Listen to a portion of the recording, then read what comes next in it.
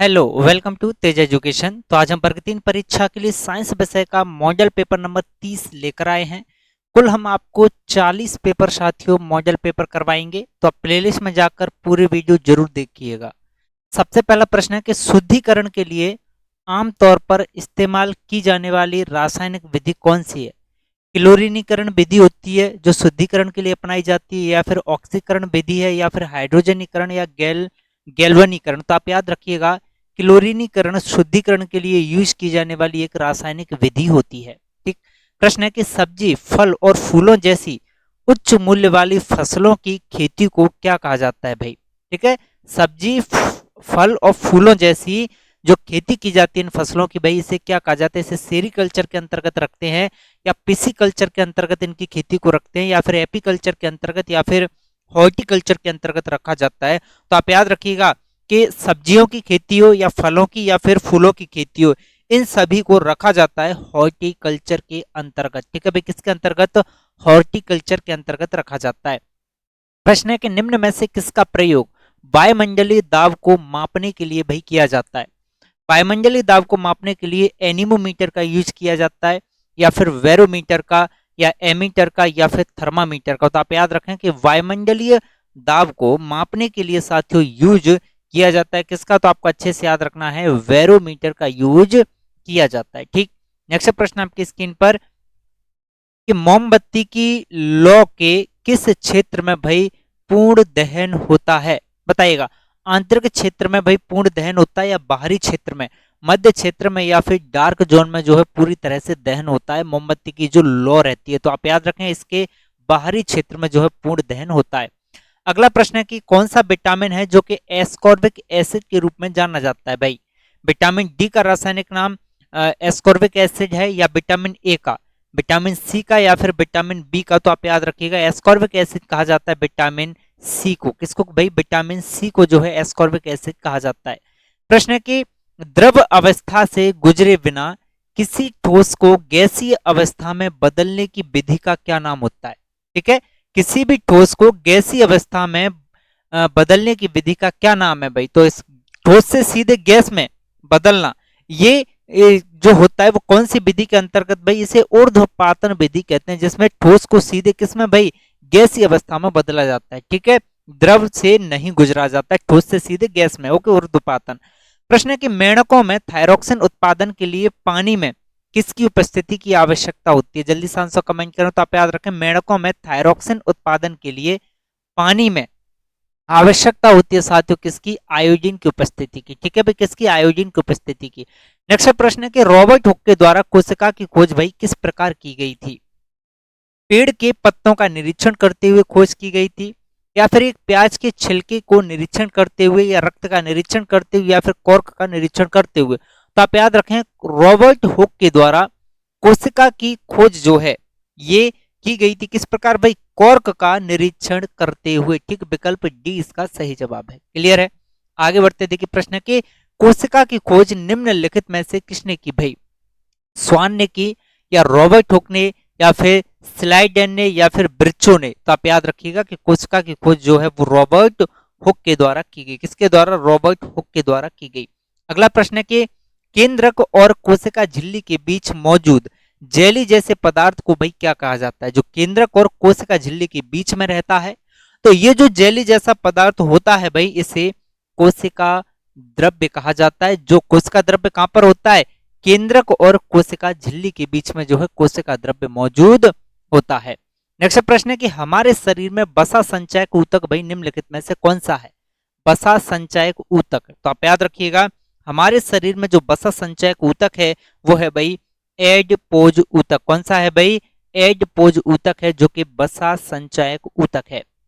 Next प्रश्न है कि रक्त और हड्डियां कैसे ऊतक के उदाहरण है भाई? रक्त और हड्डियां संयोजी ऊतक के उदाहरण है, या फिर एपिथेलियल ऊतक के उदाहरण, या फिर मेरिस्टेमेटिक, या फिर तंत्रिका तंत्र ऊतक के उदाहरण। तो आप याद रखें कि रक्त और हड्डियां दोनों जो हैं ये संयोजी ऊतक के उदाहरण है। किसके भाई? संयोजी ऊतक के उदाहरण है रक्त और हड्डियां। प्रश्न है कि केसिन एक प्रोटीन है जो किसमें पाया जाता है? जल्दी से आंसर कमेंट करें। तो आपको अच्छे से याद रखना है कि केसिन जो रहता है, केसिन जो होता है यह दूध में पाया जाता है। केसिन किस में पाया जाता है साथियों? केसिन दूध में पाया जाता है। नेक्स्ट प्रश्न है कि हरी मटर का, जी हाँ, हरी मटर का वैज्ञानिक नाम क्या है? जल्दी से आंसर कमेंट कर दो। तो आप याद रखें, हरी मटर का जो वैज्ञानिक नाम होता है ये होता है भाई पायसम सटाइवम। क्या होता है भाई? पायसम सटाइवम जो है वैज्ञानिक नाम होता है। ठीक है भाई, सटाइवम। ठीक है भाई, विकल्प ए इसका सही जवाब है। आगे बढ़ जाते हैं।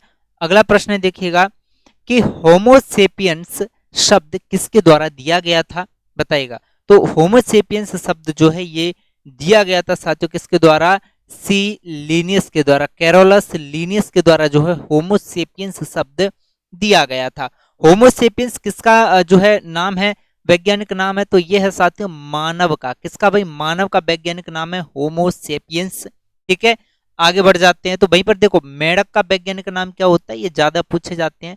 ठीक है, तो मेढक का वैज्ञानिक नाम होता है राना ट्रिगिना। क्या होता है? राना ट्रिगिना।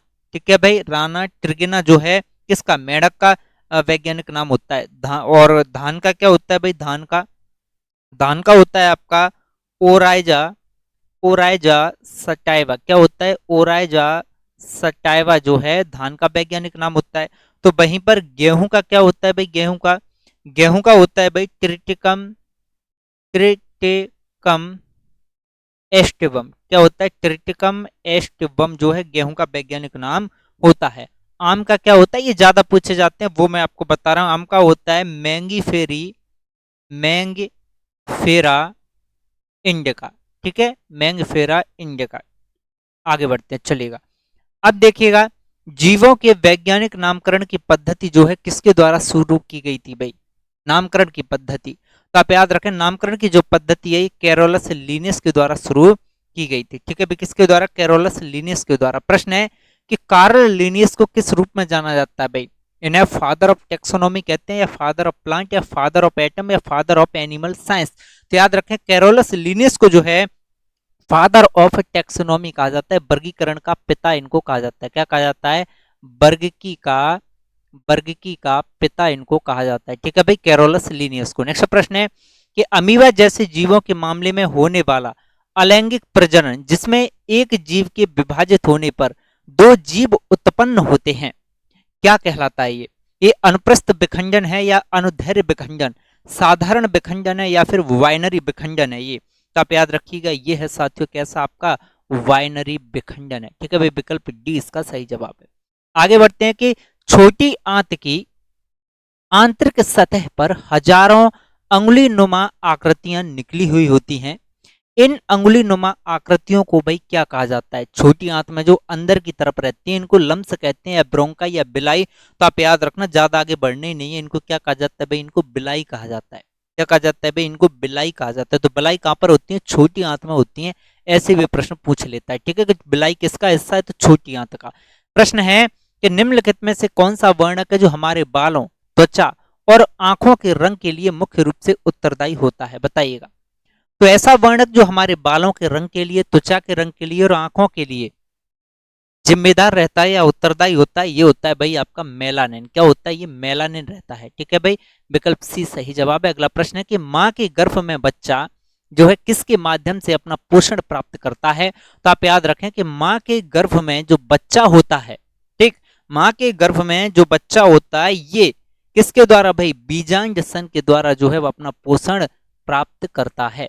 नेक्स्ट प्रश्न है कि लैंगिक प्रजनन के दौरान जब दो अलग अलग जीवाणु कोशिकाओं में संयोजित होती हैं तो वे किसका निर्माण करती हैं? अच्छा प्रश्न, तो आप याद रखिएगा ये किसका साथियों? युग्मनज का निर्माण करती हैं। नेक्स्ट प्रश्न है कि निम्नलिखित में से किसे पादप जगत का भाई उभयचर कहा जाता है? भाई पादप जगत का बताइएगा। तो आप याद रखें कि पादप जगत का उभयचर जो है ब्रायोफाइट्स को कहा जाता है।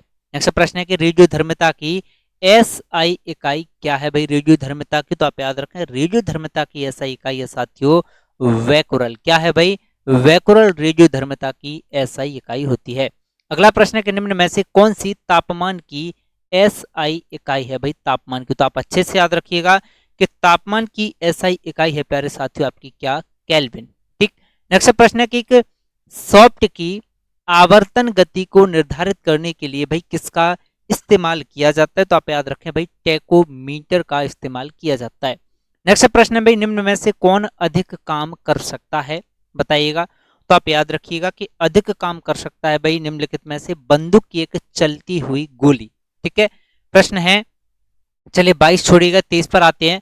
अगर पृथ्वी पर आपका वजन 38 किलो है तो बुध ग्रह पर आपका वजन भाई कितना होगा? तो आप याद रखिएगा कि बुध ग्रह पर जो वजन है ना वो 14.3 किलोग्राम होगा।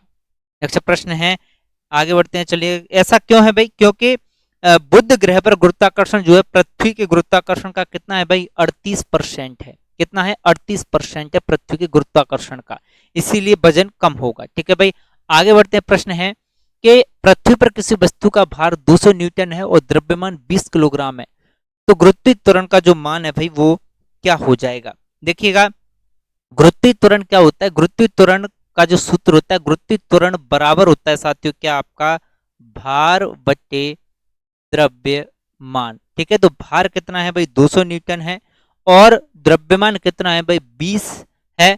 तो 0 से 0 गया, 2 से 20 गया 10 बार। ठीक है, तो 10 मीटर पर सेकंड स्क्वायर। ठीक है भाई, विकल्प बी इसका सही जवाब हो जाएगा। ठीक है, आगे बढ़ते हैं। चलिएगा, प्रश्न है, जब आप एक कॉइल स्प्रिंग को कंप्रेस करते हैं तो आप उस पर काम करते हैं, प्रत्यास्थ स्थितिज ऊर्जा जो है क्या होगी भाई? इसमें क्या परिवर्तन होगा? तो आप याद रखिएगा प्रत्यास्थ स्थितिज ऊर्जा जो है कैसी होगी भाई? बढ़ेगी। ठीक है, तो विकल्प सी इसका सही जवाब है। तो हमने इसमें 30 प्रश्न देखे, 30 में से भाई आपका स्कोर क्या रहा कमेंट करके जरूर बताइएगा। और मिलते हैं नए सेशन में, तब तक के लिए जय हिंद, जय भारत, जय महाकाल प्यारे साथियों।